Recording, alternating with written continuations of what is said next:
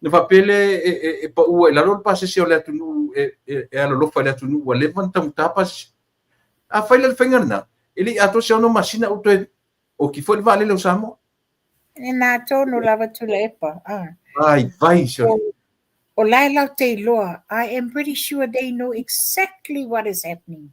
Yeah. Ai ona o le tau ma whai lava e whaaleanga ngā luenga le lei ma le tala o le tupe o le avatu. Ia e wai koila iai ina ua whamanino mai le fionga le Minster. Le tūlanga la lea o le inflation rate, le cost of living, the actual prices, ma le survey. Ona o le inflation rate, cost of living and actual prices, o mea nei na fuafua uma ia inflation rate ma fisu ia inga tau o loa. Ona o le au nanga sa whaatino le consumer price index basket, le survey la lea lela wa batua le tūlanga le tula epa. I le malo Samoa, e lato te whaingoinga o le HICE, o le Household Income Expenditure Survey. O mātou nei New Zealand, mātou te whaingoina o le HILS, it's the Household Income Living Survey. Tusala o survey le nei, it's a social survey, o ina le mawai le tūlanga o te mau ainga le inflation rate and cost of living.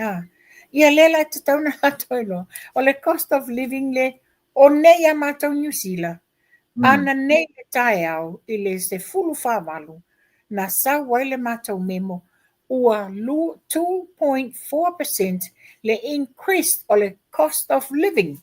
Ia, ai, o mātou le nei, o le nei alua e lunga, a le nei lava tau tua i si a tātou whainga mālo, i le taunga tāra soifuanga. E le o le whainga mālo, La avani e nei New Zealand. O ai nei vetis a New Zealand. Mantua foi lau i nei. A o lo taimere tau malu, lu mar swing o tau. O i nā wai lo ele e senga o le tau ngata mo meo produce. O le tau o le moli, wa tau ngata, o le tau o le apu. Pea lata e le taimere tau malu lu. Wa le tele se supply. Pa pena fula nā lunga le tau. Ia o le tūlangana iai, la lava finau. But look at the comparison ia tātou nei New Zealand, pa pena o tau i Amerika. E le tau o fia le tau o suau, ma mea o lo o fe avea iai tau o loa nei. Ia, o le na manino le le ia, e tanton e lua mea, o le malama. Ia, e malama e musu e tau fai. Le lobo fea sanga fai i sau noanga e tau whabalea i le atunu umalea. Ia, e manino. Tūlanga mai tula epa. Le la tau te loa. But it's the tactic and mentality o le tau mawhai lava e whaaleanga ma tarnish. Whainga le lei ma fufuanga le lei al whainga malo. Le lei fu le fai fuafua a fai o la tūloa. Fai fuafua ki o pasi se fai pule. Ia o ngā whapewhula, ia leo mōre tu la whono malea. Ia o tu, o le mela le lei, le fo le tala tupele nei. O lea lawai a mai a watu whamamlamanga le sunga le sui palemia ma a watu manino ai lava. E leo i eni whaala tu. O ewe whafonga i tala tu la epa. E a sausa wā ia, le mena e whautua tuai. Ia whai tenders awani au meng whaala tu. O mea ia sa whai e le lato taini. Lela o mai e tongi le moa e maule afa. Thinking, it's the guilty conscience of what they have been doing during their leadership. Lela wa yelon tatununga o lela afai fo ile ai o lo amai manino lava le fionga le li pandemia o le taimi le nei o le amatanga fo o le taimi fo le nei o le sailia le amiotonu i mea uma. Ia, malo whaftai. Ua, o i sisi e tamta upuna. Si ale si mea la leo te fia abatua tula epa. O le tūlonga lava le nei vevesi ai i meo fono whawai. Ia. Lea lava vevesi ma whape mai o a whea e mai se tala i o a whea whai lea fo i meo fono whawai. E mantua, o lena am watu manino lava Pela le na telefon toi. Whapea iai. O leo watu le tusi alona i tu malo. O leo ta fia le afo le poloketi o le miliona. Ai, whawhiwhia te tongi au whainga alwenga. No whapea I fole ia te au. Oi, o le a e sau e su e te tongi au au whainga alwenga. A whea o iai tupe siaki ia sa saini ngā. Whai e whatau ngā aisa. You know, face the reality. Whea o iai tupe. Ana wha au ngā te tau. E whapene lava lai maua le tupe te tongi tangata whainga alwenga. But e mana I el fufuanga al whainga malo le tula epa. Ta ofi se to ilo a ngā watau, to ilo ia tula fono mai a inga, ina ia launga ta sia o mai. Ma le mai tau mai whapea, to a se fulu tolu I tu malo. To a se fulu tolu I tu malo. O lo o iai ni lape o mea pipi o ma mea le sao, sa wha ngā ma whai te tonu. Yo, la mantua o tupe, o le ati na e te le. Wa vai walo lofi uma mai le mana na o e watu le tatou miliona, le poloketi o miliona. O na o lea, la ua iloa, te lele ta mau a ingo o Samoa. La a whapea fuma te lele tupe, e lufi. A ia mau ai le ati na ele lei, ina ia rotate le tupe mo a inga taitasi, I tu malo, whapea le whainga malo. Ia, ele le ngā telena, ia mana tua fo I fun whawai muli ari whai el parota. O le li ile le sui o le tua ngai. Ta sile na yo e vanga o te loita tau na sa ili le leitu si o le I saingi ngā siaki na whai. E te le arta utala le li le o fontoi. Aula na foi fun whawai le na maua nei ala whai parota. Ia, malo, whaftai. Ia, ona ore tātaimi Yeah. tanga ia tam ta muli pe ava peo pe te pe. Ia, tele I o tam ta muli. Ia. Lena o la foatua le ata ia oe a se whaailoa o se tasi fo au nanga le whanau I Samoa. Ia e whi whaailoa toi le mamalu le atinu I la tau e fia anga I atu o le whale o loa le nai o lo mawai ia le ke rubi ni o lo mawai le barbecue nei le astona I nei. Ia ma le lato au nanga o le whale ainga o le fish and chips, chicken and chips, ia whapea, ia le sausage and chips, ia ma le mausa o le toa tele o le malo le atunu, o le oka ma le supo. Ia, le tulanga nā tula epa o te fia whaelo, te le lopoa e whaelo ina, I le tā pokalame, le tātou pokalame mo le astonai. Ia. Sa no be. Sa no ma te iwe. Ia, o le nā. Ia, e lau whafonga anga Samoa. O le a iai se ma special guest I le astonai nei. Le a whai e toi le maha o nanga la le amata I le tūla e tasi pe o na masani ai. O le la amata le tūla se fulu I le tae au. Ia, o lo iai se ma malo whaalo alongia. Te le lopo whaaleo atu tūla epa le mamalo le atanu. Le ma malo le la. Mo e whailo inga tūla epa? Ia, sa no. Ia le nā, o la nā fionga le li pāle mia. O le a whapea o na saulunga o le ma platform le astonai. Ia e whai e foi se whaatartanoanga. Ia whai e to foi ni fisili. Ma whapea o na whailoa mai la fionga le li pāle mia. Nisi foi un whamanianga mani mea le lei.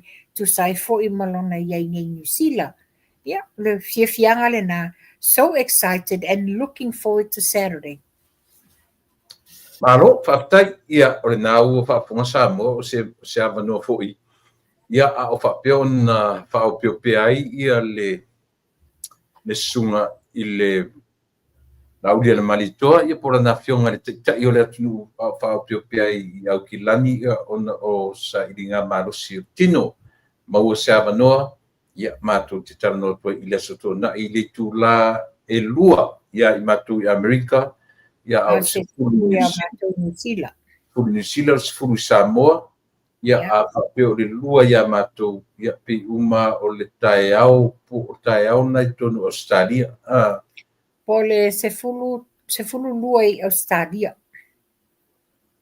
le o fitu pe uma fitu taeao fitu taeao i Australia o le se fulu ia sila ia a o le ese le taimi o New South Wales, ia ese le taimi o Queensland, ia ese le taimi o Tasmania, ese foi le taimi o Western Australia. ia po le lava le taimi a pe te ai la e tonu ai sila fia i la tau le taimi o mātou nei New Zealand se fulu tau pe whawhainga o fia lau Australia na offset le taimi anga taimi a New Zealand ia le nā ai whaelo atu ai le fionga le li pale mia o le a whatasi mai lunga o le pokalame o le lupe whanele le stona i se fulu tau ia lei ia le e tā pokalame masani muli ia le nā o le tātou waile o le Asia o se vai ua whai ma wha mama abenga o ai lava wa mai o le tino ia o le nā o le taimile nei wanga le maua ea o le tātou Renew 28 ia whapea ia le Redox Gold o na tele na sold out. As much as I want to leave a piece mai taita ia e a mai le mamalo le atunu ai oi matarsanga mai ia le mfaina tua e ave lava a tulanga na iai o le tātou Asia masani wala au mai pe a whapewa e mana o mia lau vai ia e mwhaina watu le au nanga mai soswani ati oi ia tula e pao le nā mahalo whaftai ia te manatua tau mai le si ui o le tā whaftai mo le tā mta upumu tā utaranoina ia o le nei fo ia fiafi tā Tatalia le aso tō nai au tō aso whareile mātou ia o le atele nisi a tātou tala ia manisi information o le a maua mai te tai o le malo e longo pui i ai lau tō whawhanga Samoa ia e te manatu le nei teimi ia tupai ia mai esau tala munu whatou whame tātou atu ia no whaumaina leo tāpou kalame man wharoala ia le lei whaftai ia Samoa lau whawhanga le nā ua fofola atu ni mata upu manilo i longa o mea sa tutupu, mea foi le i tutupu. Ia ma mea o le a tutupu si o tātou atunu i Samoa. Ia me se foi so se tu o ke lope o mawani au nanga nisi tama whanau mani alo Samoa. Ia o le a foi se upu wa la vale ia tantonu e tama atu le nā i tū. Ia o lau whafonga anga le nā Samoa ia manuia whasausaunga le neia fiafi. So i fua ma ia manuia. Ia manatu o la ma se lua i le tala le nā Samoa ia i le mātoi upu fu le nea fiafi ia a tātou e whelua i le weekend o whanua alofat ia alofat soifua ia soifua ia manatu Samoa le ua tātou tau whai tini ma mai i le whai wina o tātou pokalame mai ai le amatanga ia si o ina to ai tonu mai ia le to whaia mo whanua ia mwha o in me tānoanga se pa ia le nei vaenga i oi sa oile upu le whaafini e fōris se waka vai ia i oi e whapena se manatu Samoa tātou to e whiloa i le aso atai au si ua lua nei ia so rulu ele o whatau nuina ma po kalame ia male sunga male fionga i le matua i oi ia tau ili pei tau ili ia si tue tau sa ili pe mwhain wha ua utai au ia ona ua tuatua noa le asoruru ia e lua ua tuana iatu tat whiro i tai au te masani alofangia e le atua le whainga malo al tatua nu matai o Samoa o lo tūra i mai te minei mai ai leo mamalo le malo le fionga le li pāre mia a wha opio pe ai tonu o Aotearoa ia ona o sa ili ngā malosi o tino ia ona o tūlanga i tautonga i le ao o le fionga le li pāre mia ai tausia ia le asto na i o autou i o le asfareile ia i mātou mo i sia vanua e whātaritano i nai ia ma wheloa ia tu fo iui ona o le wheloa i lungo le o penga tu whailangi ia e le ase me sila mai ma tilo atu pau le meta ua whaafutai le atua, ua whaafuisia le malosi la le tino. Mo te nei sa mo le atu pele, o te whaatowha, ia ma o lauto o masani tu le epa whaafutai, li o sua, tātou toi wheloa i le teimi lava le aso atai au. Ia, pia finangalo lofa le tua mori, e lo soifua malo uola, tātou wheloa. Soifua,